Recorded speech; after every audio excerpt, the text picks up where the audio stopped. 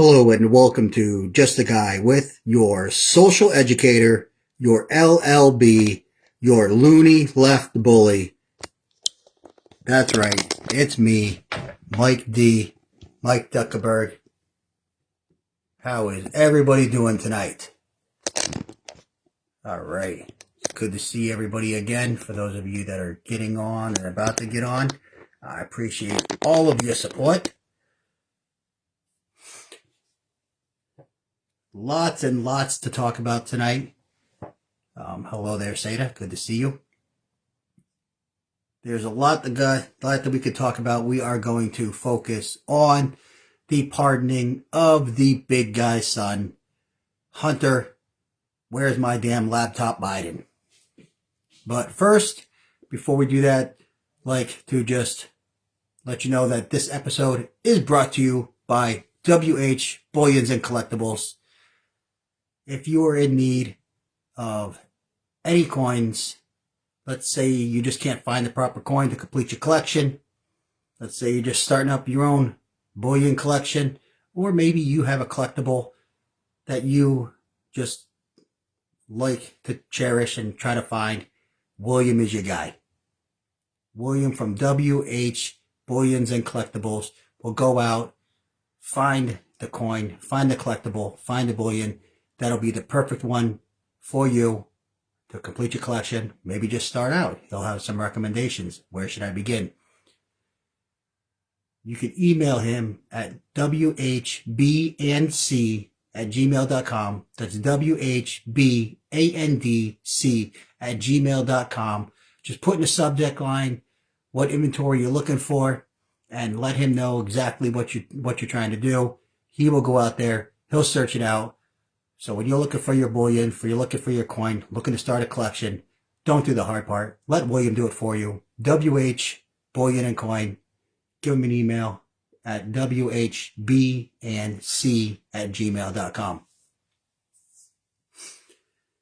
Again, today, guys, we are going to be taking a look at the pardon from President Biden to his son, Hunter Biden.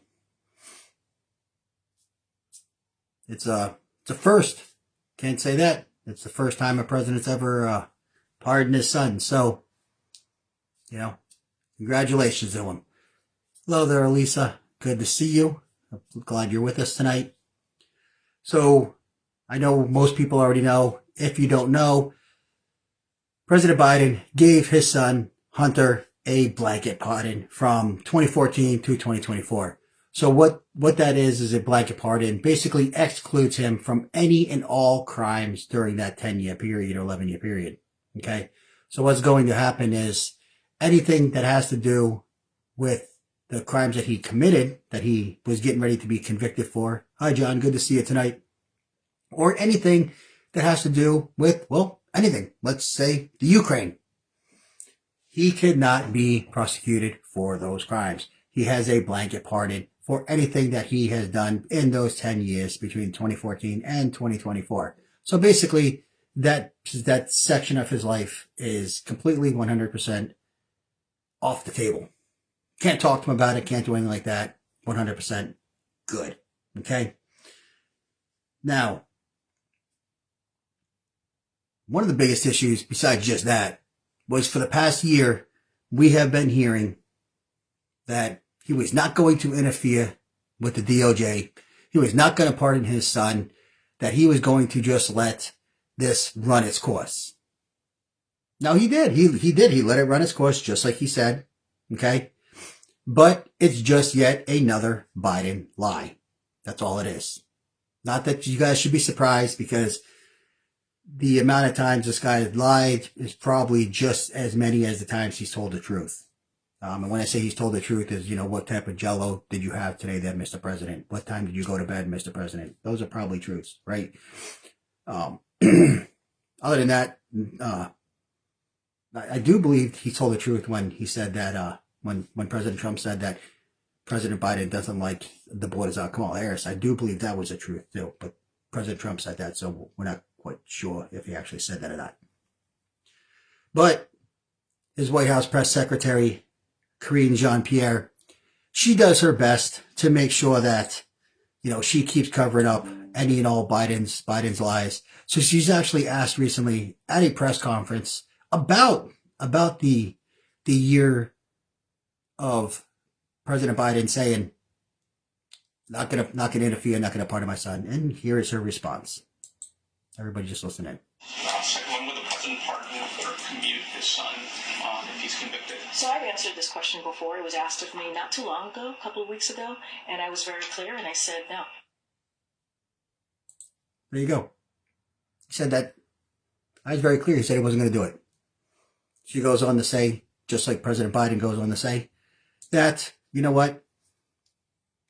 My son was wrongly prosecuted. In fact, President Biden says, and I quote, "I believe in the justice system, but I have wrestled with this. I also believe raw politics has infected this process and it led to a miscarriage of justice. And once I made the decision this weekend, there was no sense in delaying it any further." Okay? He says, "I hope Americans will understand why a father and a president would come to this decision." So again, just paraphrasing, look, the DOJ is corrupt. They went after my son for because it was a political move. He's not guilty. He's innocent, and I believe that this is why he should not be in jail. Now, that I can agree with. 8 p.m. Joe, he actually made a proper statement there that the raw politics has infected this process, being the DOJ. And he was definitely treated differently by the corrupt DOJ. There's no doubt about it. Because I'll tell you what, if I was caught on a laptop or on video with hookers, underage girls, or coke, I'd have been thrown in jail a long ass time ago. But because you're Hunter, where's my laptop Biden, you get away with it. Hell, you can even lose your coke in the White House and they'll cover it up for you. You know, the place that has 1 million cameras stationed all over the place. You can't get into the White House without being damn near strip searched. But yet, they just can't seem to figure out where this coke just happened to show up, right? Okay. But let's look at how the DOJ did in fact treat Hunter Biden differently. Now, at the time, U.S. Attorney General, his name is David Weiss, he delayed bringing charges against Hunter Biden. Okay? There was ample evidence that Hunter failed to pay more than $1.4 million in taxes and lied about drug use on his federal form to purchase a firearm. So this was well known, this was established, but yet U.S. Attorney David Weiss decides this is not enough to bring up charges. Okay? Now, he would have actually escaped all those charges if it wasn't for a couple of IRS whistleblowers by the names of Joseph Ziegler and Gary Shapley. If they wouldn't have come forward and said, no, we have proof of tax evasion, David Weiss probably would have never prosecuted him. Now, he did delay it as long as possible. The federal prosecutors did this because there were statute of limitations on more serious crimes that were set to expire. So by the time they actually brought forth any charges against Hunter Biden, the statute of limitations on more serious crimes were either about to expire or were expired or were expiring. So therefore, they couldn't then go after those criminal charges on the president's son. Right? So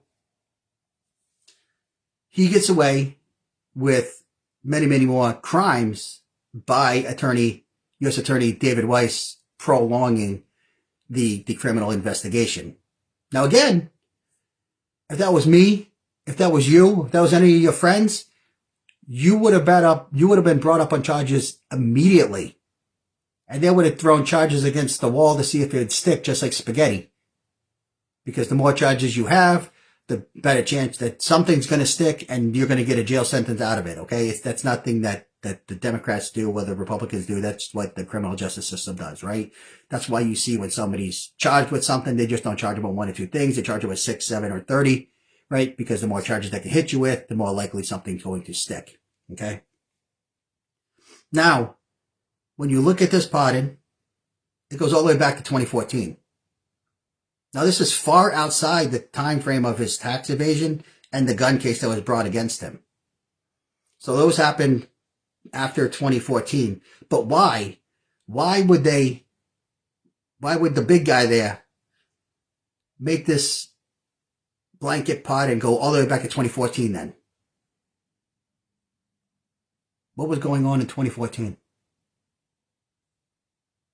Maybe some influence peddling scheme in the Ukraine?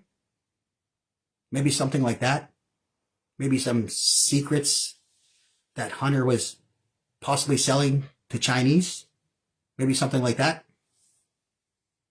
You see, these charges go back to when all this stuff was taking place. You know, the reason why Nancy Pelosi and the loony left went after President Trump and impeached him in the first place was because he went after the president of Ukraine, Zelensky, and said, listen, Hunter Biden is getting paid like $1 billion, or I don't remember exactly what it was, like it was $100 million or something crazy like that. It was like $84,000 a month. So I think it was just $1 million, but still, he's getting paid $1 million a year to sit on an energy board, something of which he knows absolutely nothing about. And President Trump was like, look, can you look into this?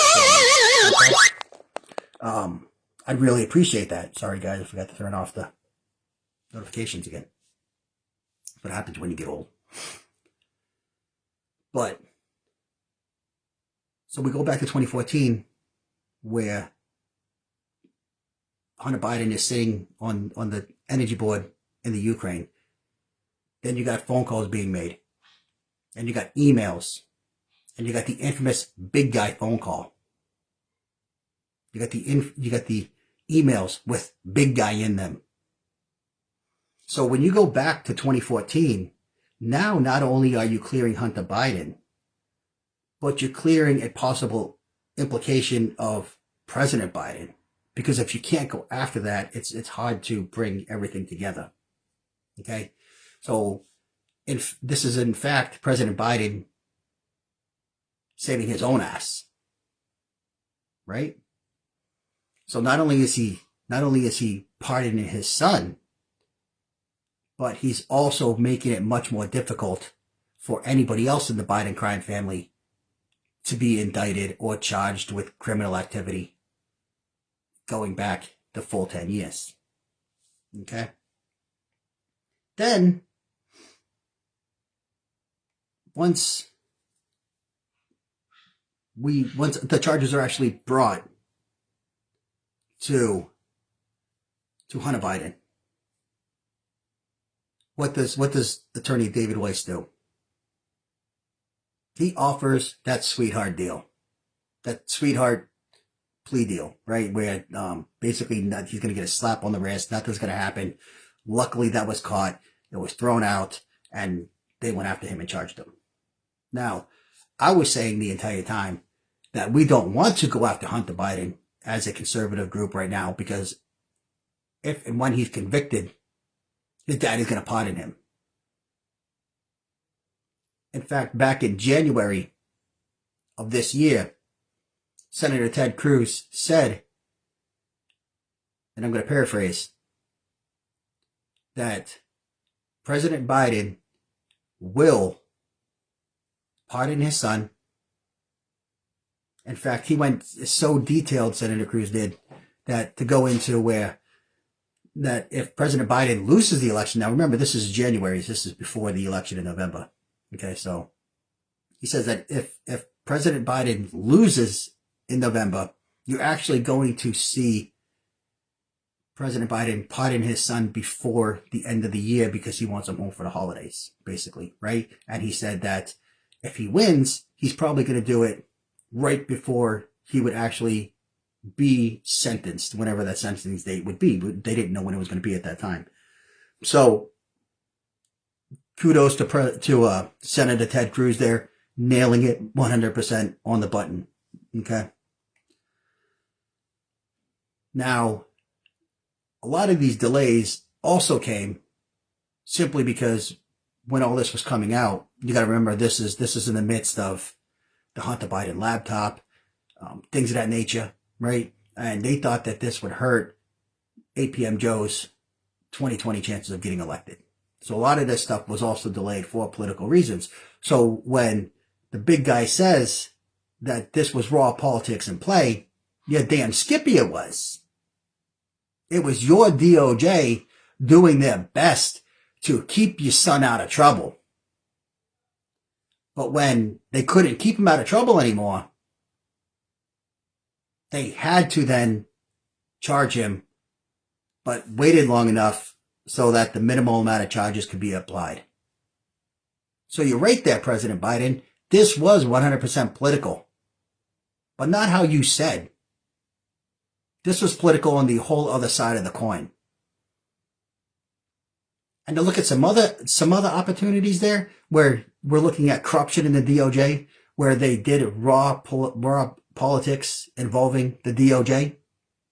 How about Special Counsel Jack Smith indicting President Trump twice, right? The first time he indicted President Trump was when he questioned the administration on the 2020 election, right? You election deniers out there, right? He was indicted for that. Then he went after him for the mishandling of the classified documents. Now, if you remember, they went up to Mar-a-Lago, tried to basically incite a gunfight between the Secret Service and the FBI raiding. Okay, there's a whole story behind that. Right?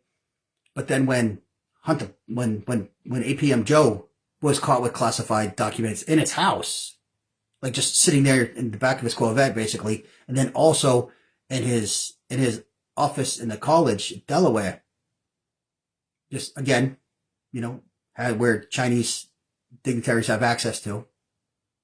That wasn't a crime. That's okay.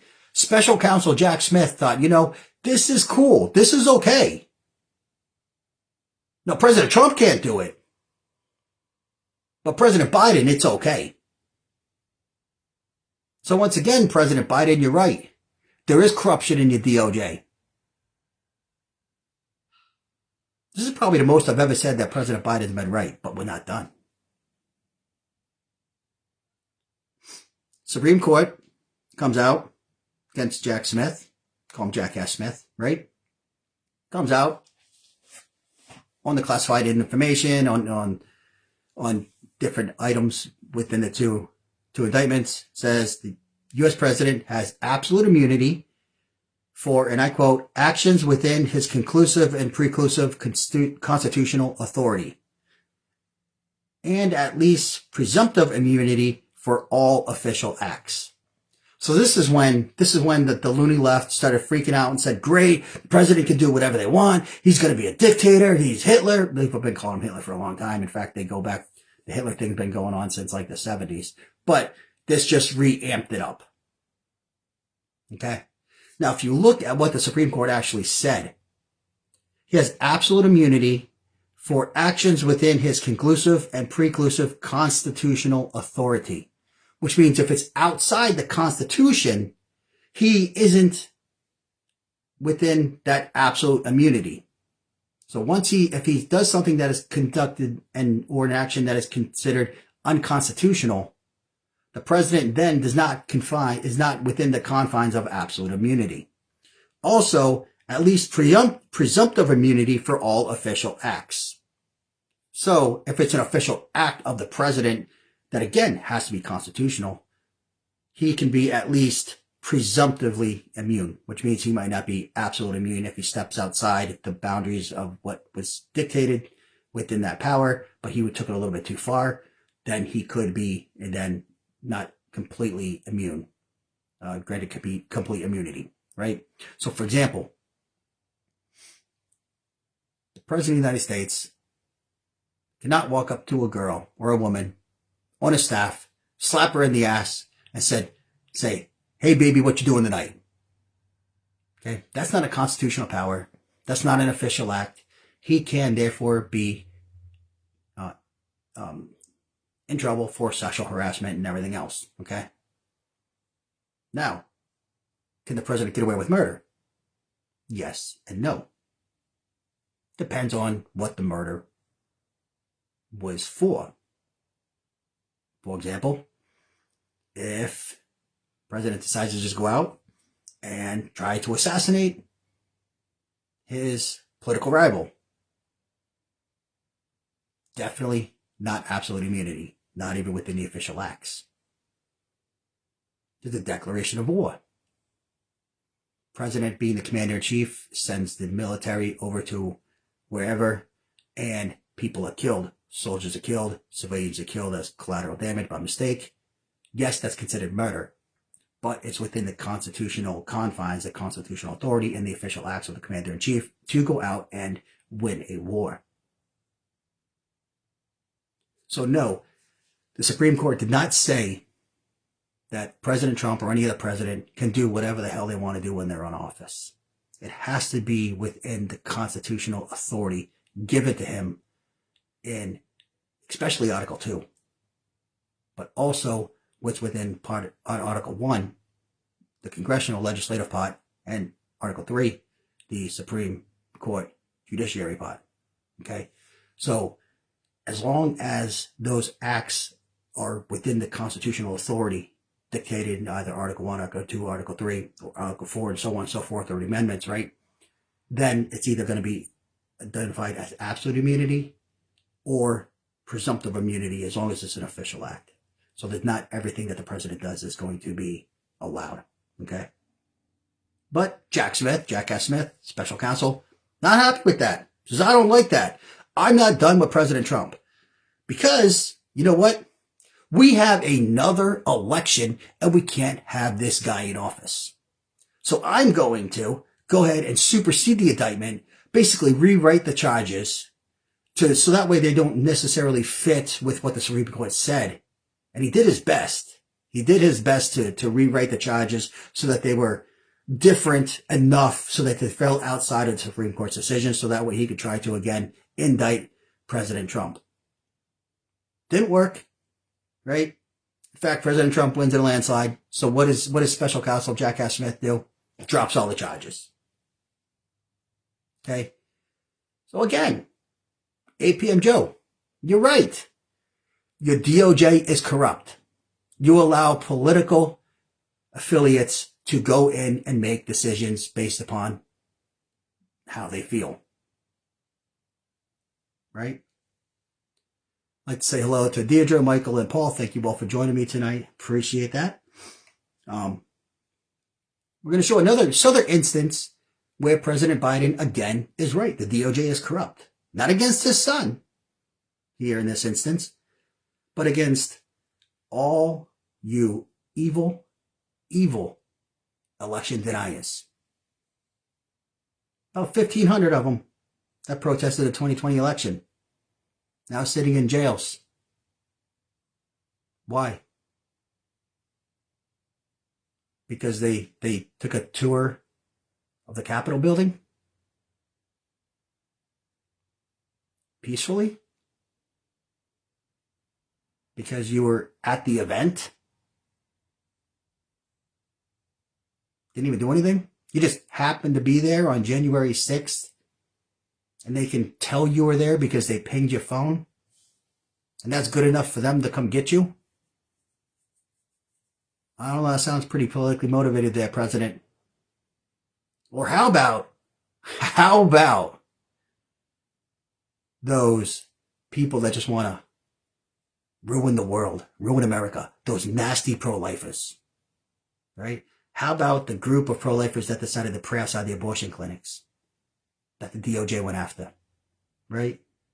In one instance, 7 pro-lifers were found guilty for violating something called the Freedom of Access to Clinic Entrances, or it's called FACE, because we know the government likes their acronyms, right? So FACE, the Freedom of Access to Clinic Entrances. So they were at a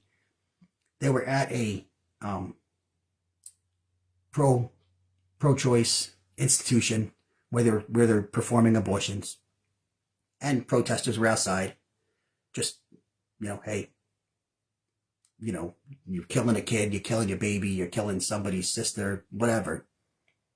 Right? But because the loony left wants to save just one life. Not that baby's life. Not that life. Not that life. No. We're talking about like the criminals that sneak over here. Right? We want to save them. We want to save all the murderers, the pedophiles, all those people that come over here illegally. Those are the ones we want to save. Not the babies. We're not going to worry about that. But for those of you that do want to save the baby's life, no. You guys are actually engaging in a civil rights conspiracy. Okay? And this is exactly what the Federalist Burley describes it as, a civil rights conspiracy. All right? For standing and sitting in front of the door at Northland Family Plan Clinic in Michigan in 2020. So you're standing and sitting in front of the doors at a family planning clinic in Michigan, protesting, trying to get these mothers to reconsider killing their kid. And you're the one going to jail. Now, if you remember, they also had people knocking at the Supreme Court's Justice's house and at the Supreme Court trying to basically, I don't know, maybe kill them because they didn't like the fact that Roe v. Wade was overturned. They didn't get arrested. Not them guys. But you evil people trying to save the kids. You guys need to go to jail. That's the Biden DOJ. So you're right. You're right, Mr. President. Just as you said, you believe that raw politics has infected this process. Your words, not mine. I just finally agree with you. But you know what? Not everybody agrees with you. Even your own party. Some of them are speaking out against you then, Mr. President. Right? Take Colorado's Democratic Governor Jared Polis. Polis, if I mispronounce your name. Sorry about that, there, Governor. All right? On X. This is his post. I'm going to read it so I don't mess it up. While as a father, I certainly understand President Joe Biden's natural desire to help his son by pardoning him. I am disappointed that he put his family ahead of the country. This is a bad precedent that could be abused by later presidents and will sadly tarnish his reputation. Talk about that in a second. When you become president, your role is pater familias of the nation. Hunter brought the legal trouble he faced on himself, and one can sympathize with his struggles while also acknowledging that no one is above the law, not a president and not a president's son. So this is from the Democratic governor in Colorado, Jared Polis. Not real happy with the president, okay? Now, he said that this is sadly going to tarnish his reputation. This is just, that reputation has so many stains. I'm going to stop right there because I think if I say what I'm going to say, YouTube probably won't let me put this on. Okay, so we're going to go a little PG on that one. Use your imagination, okay? But your own party's a little bit upset with you there, APM Joe. Even Representative Greg Stanton, Democrat, Arizona. He said, look, he committed felonies, talking about Hunter Biden. He was convicted by a jury of his peers. He even goes on to say, and I quote, this wasn't a politically motivated prosecution, and the president got this one wrong.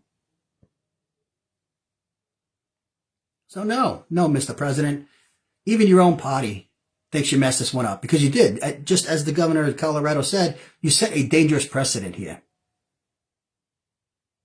No president has ever pardoned their son, daughter, wife. Nothing like that. Right?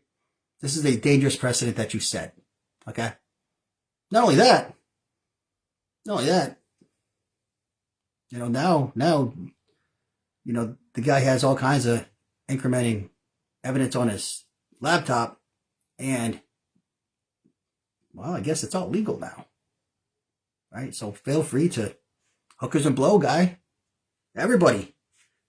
Especially people out in Vegas. I know that's like a quarter of the Vegas population out there. Have at it. Big guy says it's cool. Hunter Biden can do it. You can do it too. Right? Hey, Sarah Fan, good to see you tonight, bud.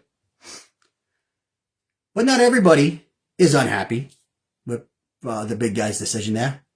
MSNBC, you know, that ratings boom that they have, right? You know, the one that's doing so successfully that Elon Musk jokingly said that he was going to buy. Okay, I don't know if he's really joking there. I kind of hope he isn't. But on Morning Joe or whatever that show is called that they got over there, you know, the one that has like four. I think I got more people watching right now than Morning Joe gets like all week long. Okay, so Just a Guy is better than Morning Joe, just so you know. I don't speak in facts. But anyways, MSNBC's Joe Scarborough and Amika Brzezinski, or whatever her name is, they said the media is being hysterically imbalanced and giving so much coverage to the president pardoning his son. Guys, this is hysterically imbalanced. They're even criticizing the loony left liberal media. Guys, we don't need to be focusing on this. This is ridiculous. This is all you guys are talking about. I mean, my God, all he did was pardon his criminal son. Let it go. Let's talk about more important things, right? Mika Brzezinski there goes on and she says, when you read how they're covering this and then you look at the things that are happening on the other side, it is again completely out of step with reality. I mean, geez, the other side's talking about illegal immigration. We're talking about unpoliticizing the DOJ. You know, we're talking about actually bringing jobs back to America. I mean, that's just ridiculous. We should be focusing on that stuff. You know, like why does President Trump need and why does he want to get out all these illegal aliens? Why does he want to deport all the criminals? I mean, my God, what's wrong with him? He wants to unpoliticize the DOJ and he wants to have places like the IRS and the FBI, excuse me, and other government entities run neutrally. And not only neutrally, but he put DOGE in place, the Department of Government Efficiency, with Elon Musk and Vivek Ramaswamy. Not only does he want them to run effectively, he wants them to run efficiently. We can't have that. We can't have that. We need to stop talking about this pardoning of your son. And we need to focus on, you know, the crazy right people that actually want to bring normalcy back to the United States. That's dangerous, guys. That's what we need to be talking about there, right? So, and you wonder why MSNBC has nobody watching. Okay? Now, I'm not really going out on a limb, guys. I think there needs to be an amendment, if you ask me, that says there's no pardoning of family members. All right? I think it's wrong. I think that if the family member of the sitting president is not guilty, the next president will pardon them. Okay? I don't believe that as a sitting president, you should be able to pardon your family members. Now, we have seen family members in the past be pardoned, okay? The latest one, and it's not really a family member, it's a relation to the family, it's an in-law, President Trump. He pardoned his son-in-law's father, Charles Kushner, okay? He did tax evasion, and he was pardoned by President Trump. Now that is his wife's husband's father, so that kind of family, kind of not. It's blurring the lines there, but nonetheless, he did pardon him. Bill Clinton, he pardoned his half brother Roger Clinton for selling coke to cops. Everybody remembers that. For those of you that are old enough to remember that, okay, a little bit closer. That's at least a half brother. That's blood related, okay. And then also you got to go way back before that to Abraham Lincoln, where he pardoned Mary Todd Lincoln's half sister Emily Todd Helm. Now, Mary Todd Lincoln is obviously his wife, so Emily Todd Helm is his sister-in-law, and he pardoned her back during, obviously, the Civil War times, because Emily Todd Helm, her husband was actually in the Confederate military. He was a general that actually died in the Battle of Chickamauga. I had to look that one up. So, as a wife of a Confederate general, that was obviously a crime. So he felt that just because her husband fought in the war against the Union, that wasn't enough to consider her a criminal. So he did, at that point in time, pardon his wife's sister. Okay, so we've seen on 3 different occasions family members get pardoned up until President Biden, but none of them were as direct, the closest one being President Clinton with his half-brother. But in my personal opinion, I think that in any no way, shape, or form should a sitting president be able to pardon any of his family members. Okay, that's bad luck. All right, so I believe that this is something that if your congressman has not taken up, this is something that once they come back from recess, because we're in a lame duck Congress, they're not going to do anything right now. Once the holidays are over, about middle of January, I think this is an issue that maybe we take up with your congressman and say, hey, listen, this needs to be an amendment to the Constitution saying that you cannot pardon your family members. Okay. I know I'll be doing my part. Do whatever you guys want. That's why I love you guys. And that's basically it for tonight, guys. That's all I got. I will be back tomorrow, though. I'm going to do a local one because here in Corpus Christi, we do have a runoff for our mayor. We have a runoff for our city council. So I will be talking about the runoff election here. So if you want to join me, you can join me over on my personal page over there. I'll do a quick little local Corpus Christi rundown of our runoffs. And Mike Zuckerberg always has something to say. But until then, I will be back Thursday here on Just a Guy. Don't forget, you can also find me over at YouTube at Mike Zuckerberg. You can find me on Rumble. I also put little shorts on Instagram and obviously here on Facebook. If you're on YouTube and if you're on Rumble, like and subscribe. Helps me out. Helps get everything going. Helps me continue to grow the social educators that you all are. I love sitting in this seat right here to be able to help educate you guys so that you guys can do your part and educate others. And you guys are doing a fantastic job. We've seen it by the results of 2024. You know, if you're there, man, just give yourself an applause. You guys did fantastic. We need to keep this going, guys. I said before, just because November 5th came, we don't stop on November 6th. We need to not just make America great again. We need to keep America great again. That's why I'm here. That's what I hope you guys are doing too. Until next time, you know, I'm going to pray for you. Love you, each and every one of you. Mike Zuckerberg out.